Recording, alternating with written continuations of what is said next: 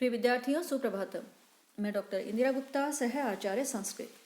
विद्यार्थियों, आज हम स्नातकोत्तर उत्तरार्ध धर्मशास्त्र के तृतीय प्रश्न पत्र के लिए याज्ञवल्क्य स्मृति को लेकर एक नई श्रृंखला प्रारंभ करने जा रहे हैं। और याज्ञवल्क्य स्मृति पर विचार करने से पूर्व हम स्मृति साहित्य पर विचार करेंगे और इसके भी पूर्व हम संस्कृत साहित्य पर विचार करेंगे। संस्कृत साहित्य पर विचार करते हैं तो हम पाते हैं कि संस्कृत साहित्य दो भागों में विभाजित है, वैदिक साहित्य और लौकिक साहित्य। वैदिक साहित्य के अंतर्गत आते हैं चारों वेद, ब्राह्मण, आरण्यक और उपनिषद।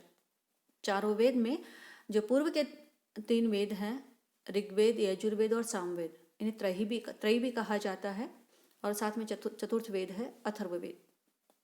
इन्हें संगीता भी कहा जाता है क्योंकि मंत्र दृष्टा ऋषियों के द्वारा जिन मंत्रों का दर्शन किया गया, जिन ईश्वर प्रदत्त जिन मंत्रों को देखा गया और उनका संकलन जिन ग्रंथों में किया गया, वो संगीता कहलाए। इन्हें श्रुति भी कहा जाता है क्योंकि इनका अध्ययन और अध्यापन श्रवण परंपरा को लेकर आगे बढ़ा। वेदों के पश्चात उन्हीं की विषय वस्तु को लेकर जो ग्रंथ आए वो थे ब्राह्मण ग्रंथ, और उसके पश्चात अरण्यों में जो ग्रंथ लिखे गए वैदिक विषय वस्तु को आधार बनाकर ही, वो कहलाए आरण्यक। वैदिक विषय वस्तु को ही आगे बढ़ाने वाले अन्य ग्रंथ थे उपनिषद, लेकिन इनमें दार्शनिक पुट अधिक था। और वैदिक साहित्य के अंतिम सोपान कहलाए वेदांत, जो कि विशेष रूप से दार्शनिक ग्रंथ ही हैं। इन श्रुति साहित्य के पश्चात जो साहित्य आया वो कहलाया स्मृति साहित्य।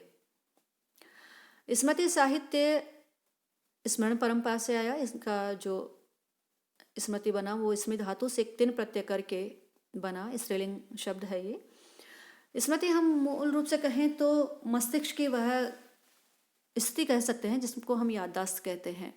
पूर्व की बातों, पूर्व के अनुभवों, पूर्व का अध्ययन, पूर्व की देखी और सुनी सभी बातों का किसी अवचेतन मन में स्थित होना स्मृति कही जाती है, जो कि पहले का वर्तमान में और वर्तमान का आगे आने वाले समय में जो याददाश्त के रूप में स्थित रहता है मस्तिष्क में या अवचेतन मन के रूप में, उसे हम स्मृति कहते हैं। अन्य रूप में जब हम देखते हैं तो स्मृति शब्द दो अर्थों में प्रयुक्त हुआ है। एक अर्थ में यह है वेद वाङ्मय से इतर ग्रंथ जो भी थे, जो वेद वाङ्मय मैंने कहा वैदिक साहित्य, ब्राह्मण, आरण्यक, उपनिषद और वेद, इससे जो इतर ग्रंथ थे जैसे कि पाणिनि के व्याकरण हैं, श्रोत सूत्र हैं, ग्रह सूत्र हैं, धर्म सूत्र हैं, महाभारत, मनु, याज्ञवल्क्य एवं अन्य ग्रंथों से जो संबंधित हैं। किंतु संकीर्ण अर्थ में स्मृति एवं धर्मशास्त्र का अर्थ एक ही है, जैसा कि मनु का कहना है। मनु कहते हैं श्रुतिस्तु वेदो विज्ञेयो धर्मशास्त्रम तु वही स्मृति ही। तैत्तरीय आरण्यक में भी स्मृति शब्द आया है। गौतम तथा वशिष्ठ ने स्मृति को धर्म का उपादान माना है। आरंभ में स्मृति ग्रंथ कम ही थे। गौतम ने मनु को छोड़कर किसी अन्य स्मृतिकार का नाम नहीं लिया है, यद्यपि उन्होंने धर्मशास्त्रों का उल्लेख किया है। बोधायन ने अपने को छोड़कर 7 धर्मशास्त्रकारों के नाम लिए हैं: औपजंगनी, कात्य, काश्यप, गौतम, प्रजापति, मौद्गल्य एवं हारित। वशिष्ठ ने केवल 5 नाम गिनाए हैं: गौतम, प्रजापति, मनु, यम और हारित। आपस्तम्भ ने 10 नाम गिनाए हैं, जिनमें एक कुणिक, पुष्करसादी केवल व्यक्ति नाम हैं। मनु ने अपने को छोड़कर 6 नाम लिखे हैं: अत्रि, उत्तथ्य के पुत्र भृगु, वशिष्ठ, वेखानस एवं शौनक। याज्ञवल्क्य ने सर्वप्रथम एक स्थान पर 20 धर्म प्रवक्ताओं के नाम दिए हैं, जिनमें वे स्वयं एक शंख तथा लिखित 2 पृथक पृथक व्यक्ति के रूप में सम्मिलित हैं। याज्ञवल्क्य ने बोधायन का नाम छोड़ दिया है। पराशर ने अपने को छोड़कर 19 नाम गिनाए हैं, किंतु याज्ञवल्क्य एवं पराशर की सूची में एक अंतर है। पराशर ने बृहस्पति, यम एवं व्यास को छोड़ दिया है, किंतु काश्यप, गार्ग्य एवं प्रचिता के नाम सम्मिलित कर लिए हैं। कुमारिल के तंत्र वार्तिक में 18 धर्म संहिताओं के नाम आए हैं।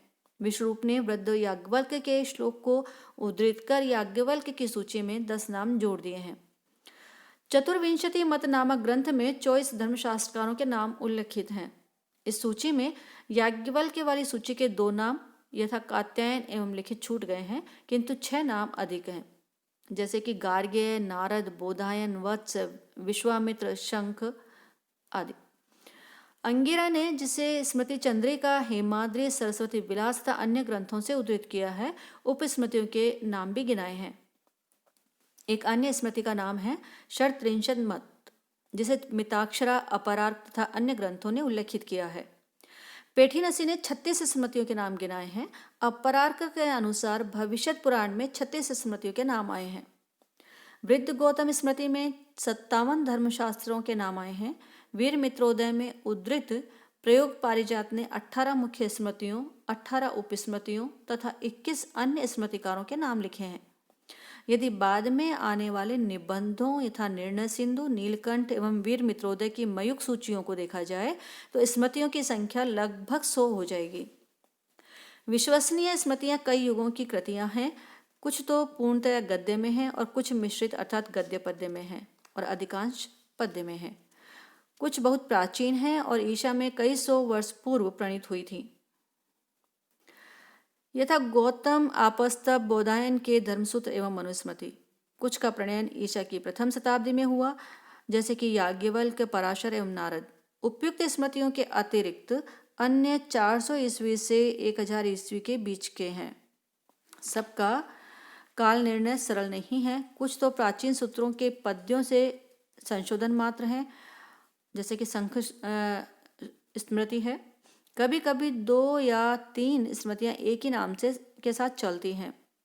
शातातप है, हारित है, अत्रि है इत्यादि। कुछ में तो पूर्ण रूपेण सांप्रदायिकता पाई जाती है और हारित स्मृति जो वैष्णव हैं।